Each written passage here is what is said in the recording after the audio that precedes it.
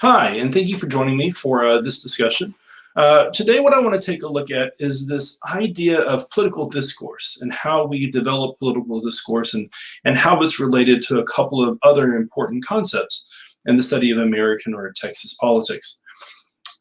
Before we get started, though, there are a couple of questions that I want you to think about, and it may be helpful for you to pause the video as you think about these questions and take a couple of notes and then come back later. First of all, consider how diverse is your daily experience. As you get up in the morning and you go to school or you go to work, you go about your daily life, how much diversity do you come into contact with? Ethnic diversity, gender diversity, religious, cultural diversity. Is most of the world that you see a lot like you, or are there a lot of very significant and considerable differences? Something else to think about is when you go to your favorite places, when you go to your favorite restaurants or coffee shops or hangouts, how many degrees separate you and the people who sit at other tables in your favorite restaurants or your local hangouts? Remember that old game, 6 degrees of separation? Well, how long would it take you to find commonalities with the people who are commonly in the world around you?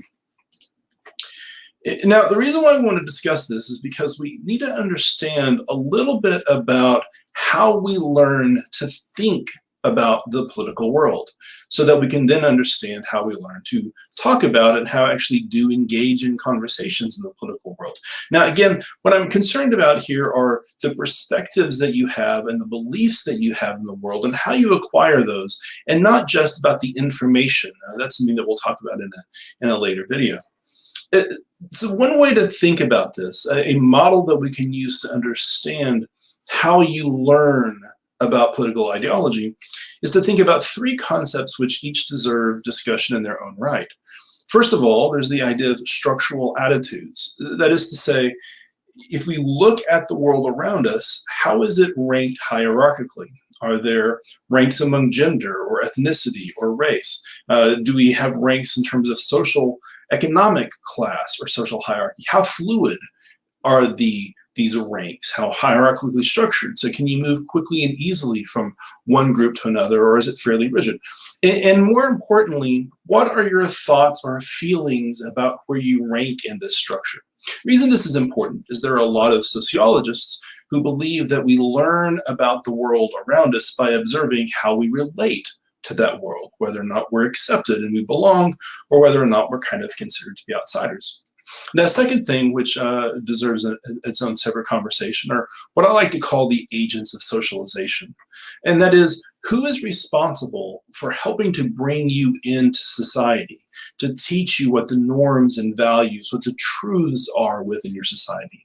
And some of these agents, which are pretty obvious, are things like your family, the people who you grew up around with, your peers, your church that you may go to, the schools that you might attend, your coworkers at work, and of course the media. Which does help to provide you at least with an understanding of the information that you receive about the world around you. And then finally, the third category that's important, the third group that really helps you to learn how to think about the political world, are civic associations. And we're talking about here everything from the stamp club or the board game club that you belong to more important civic organizations that play a role in society. Things that might be politically active like the NRA or the NAACP, or simple social groups like the Rotaries Club or the Masons, which was a group that is of declining popularity but was very popular nonetheless. So where do we fit as we relate with all of these different kinds of social organizations or social order, and how does that shape what we think about the world? Now, one way of understanding this is to look at these 3 different groups, these 3 different areas or concepts, and wonder how much do they overlap with each other?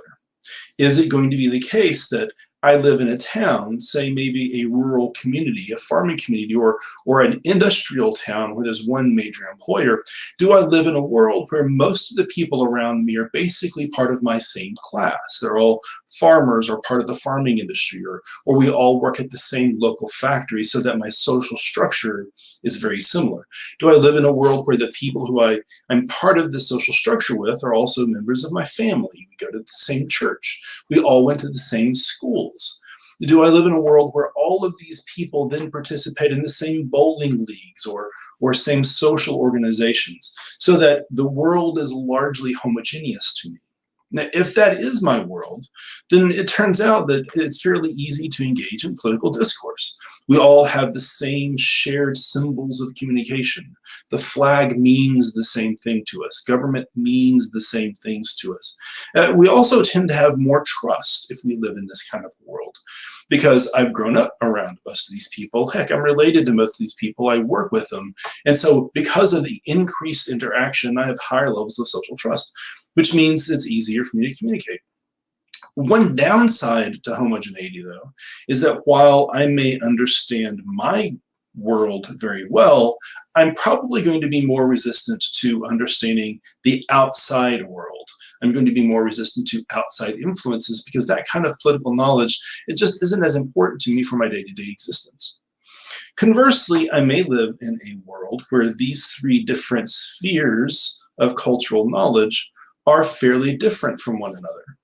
Perhaps that I live in a world where either social rank is something that is easily changed, or it may be that I live in a world where I'm surrounded by wealth, though I'm poor, or vice versa. I could live in a world where my agents of socialization are very diverse, so that maybe I have a family that isn't as well structured, or my family is of one faith, my public school is of a different order.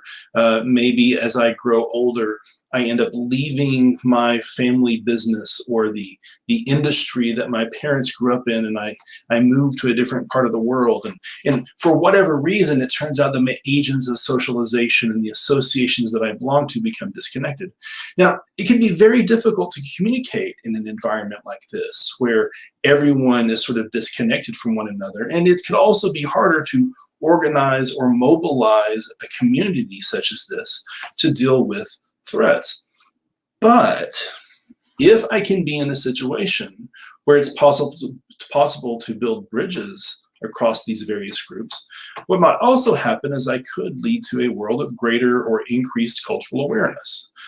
Think of a community where there are multiple ethnic groups from multiple countries and multiple languages, and it becomes necessary to not only speak your native language, but also a shared or common second or even third language, where we start to have cross-pollination between cultural beliefs and values, and we have really neat fusions of different types of foods. This is what a world of heterogeneity might look like. Now, one of the things that we know is that these differences between homogeneity and heterogeneity can have very real ideological consequences in addition to having discourse consequences. And there's this term called cosmopolitanism. Cosmopolitanism is a situation where we basically have come to understand that in the United States, that people who live in largely homogeneous societies tend to be more conservative or more rightist, whereas people who live in more heterogeneous societies, tend to be a little bit more liberal or a little bit more leftist. So, what does all this mean for you as you're thinking about these questions of discourse? First of all, consider this. How much do you believe the government should encourage an overlap between these various sources of ideology? Because keeping in mind, if we have a more homogeneous society, we're also likely to have a stronger political system, one that holds up better to outside threat, but also one that tends to be less accepting of others. Should the government encourage things like the unification of church and state, or a relationship between the political system and the state? Should the government try to enforce a stronger social structure that overlaps with the associations that maybe the church helps to foster? Or should the government largely stay out of all of these different organizations? But if you think the government should get involved, what techniques should it use? Should it limit itself to maybe controlling immigration to limit the difference or diversity of people who move into my society and allow socialization to happen on its own? Or should it become a little bit more forceful and actually get involved in the curriculum, say, in public schools? So thank you very much for joining me, and I hope that you've enjoyed this video and hope that you will stick around and check out a couple of the other videos in the series. And if you find it useful, also please check out some videos on the other topics. Thank you very much.